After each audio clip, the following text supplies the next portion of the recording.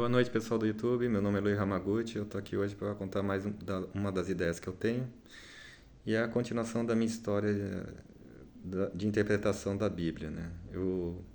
Vamos ver até onde eu consigo chegar, né? Como eu tenho TDAH, né? Dizem que a gente não consegue chegar até o fim, né? Então talvez não chegue ali no Apocalipse, né?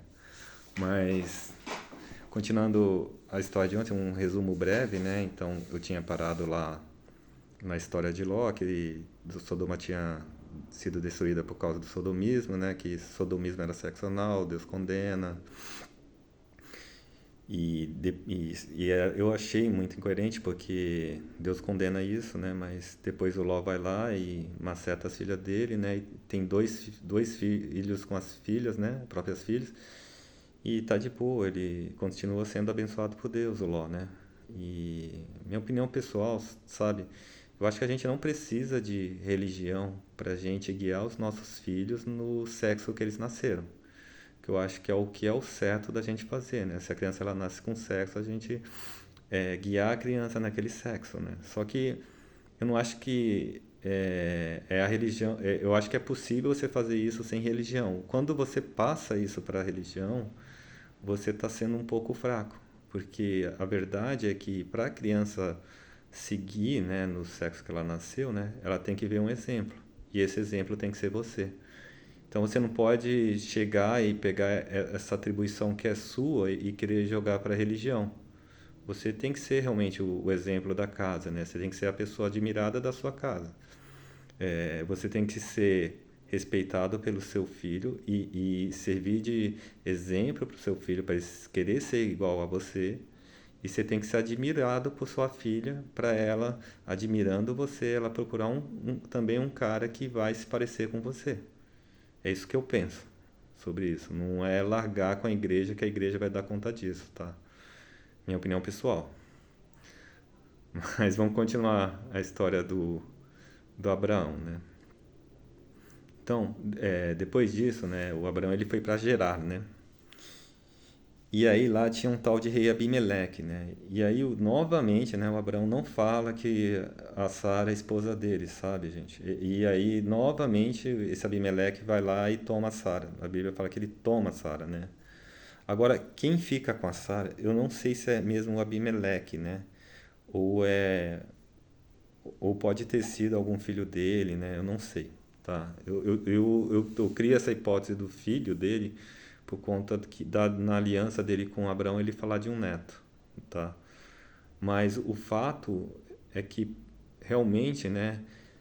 Eu acredito que o Abimeleque ficou com a Sara porque a Bíblia fala que no tempo que o Abimeleque estava com a Sara, Deus castigou a casa do Abimeleque e eles não podiam ter filhos, sabe? Ou seja, quer dizer que, tá, então quando a Sara estava lá com ele não estava dando conta em casa. E a Sara seria, até então ela era estéril, né? Então, por essa passagem que eu acho um pouco coerente falar que ele e a Sara não fez nada, como a Bíblia fala, né? Pô, mas aí por que que não nasceu? Ah, não nasceu porque Deus estava castigando, sabe? Tudo que acontece, né, parece que o joga como sendo um efeito de Deus, sabe, na história dessa tribo, desse patriarca, né, chamado Abraão, né? E eu não acredito muito, eu sou bem cético, eu acho que ele macetou mesmo porque se você seguir o capítulo seguinte, sabe, é o nascimento de Isaac. E até então a Sara que era grávida, né, e assim, com essas atitudes do Moisés, né, ela acaba tendo um filho. Depois que ela sai primeiro com o rei do Egito, né, e depois sai com o Abimeleque, né, mas agora parece que esse Abimeleque o cara é ricardão mesmo, sabe, o cara é bem ponta firme mesmo, aí dessa vez ela engravida mesmo. E depois disso, né, ela fica com ciúme do filho mais novo, né, do Abraão, do mais velho do Abraão, né, que ele tinha tido com a serva egípcia, né, eu não contei, mas fala, né, dessa história, né, que ele fica com essa serva, tem um filho, e é o Ismael, e a serva acredito que é Agar. Mas então Deus quer provar Abraão, né? E como que Deus prova Abraão, né? Deus pede o filho Isaque, né, a Abraão para sacrifício, sabe? Ele quer que Abraão dê o que mais vale para ele. E o Isaac é a primeira figura, né? Que é lógico que é uma analogia com Cristo, né? Que a humanidade também era capaz de sacrificar o filho dela, né? Assim como Deus iria sacrificar o dele, né? E eles sobem o monte, né? E aí os servos vão lá levando a carga, e aí o Abraão manda os servos pararem no meio do caminho e fala, ó, agora só vai subir o meu filho lá, né? E aí ele faz o altar tal, e do nada aparece um carneiro lá, gente. Essa é a história.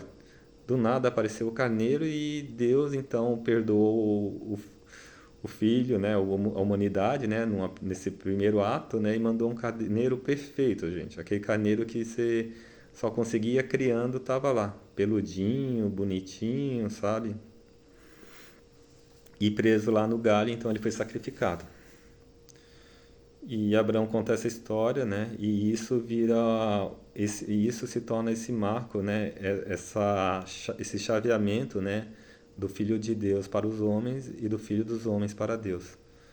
E esse chaveamento, né? Eu não acredito na história, mas eu acho ele muito interessante se usar esse chaveamento, né? Porque esse chaveamento até a macumba tem também, né? A macumba ela tenta pegar um elemento do nosso mundo, né? E colocam lá, fazem um sacrifício com esse elemento do nosso mundo, né?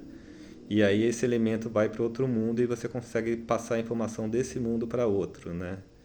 E é comum isso em tribo primitiva, tá, pessoal? Esses chaveamentos de entre mundos, né? Você chaveia seu filho com o filho de Deus, né? Que nem eu dei exemplo, né? Eles chaveiam a morte, né? Você chaveia a morte para outro mundo, né? Com outras coisas. Mas essa é a base, né? Para tirar o pecado do homem. Então, quando a gente for chegar lá em Jesus, né? Talvez eu não chegue no Apocalipse, mas até Jesus eu quero chegar nas minhas interpretações, né? É, Então, eu acho que eu vou parar por aqui, né, até esse chaveamento de Isaac, e vou pedir para vocês, né, vocês terem atenção nesses pontos, né, eu acho assim, o Abraão, né, ele teve vantagem sim, né, fazendo isso, né, ele era um bom negociante, né, você vê, ele também negociou, né, carneiro com o poço, com Abimeleque, né, falou que ele, e engraçado que eles ficam juntos, né? Porque a Sara, né? Eu acho que eles dizem que as mulheres, às vezes, né? As mulheres, elas não colocam o amante e o esposo para brigarem, né? Mas ela coloca eles para jantar junto, né? E parece que nesse caso foi o... Acabou até sendo positivo, né? Ela teve um filho, o Abraão talvez conseguiu ter a família que ele não estava tendo, né? E ele conseguiu se dar bem nos negocinhos, isso aí eu não posso negar, né? Mas eu queria deixar essa mensagem, né, da gente, assim, proteger as nossas esposas, né? Eu acho que isso aí não foi legal, não. Você pode ser legal nos negócios sem precisar usar, né, a esposa, assim, né, como parte do negócio, né? E também você ser exemplo na sua casa, tá? Então a gente prosperar, a gente sendo exemplo. Então é isso, pessoal. Valeu e protejam suas esposas.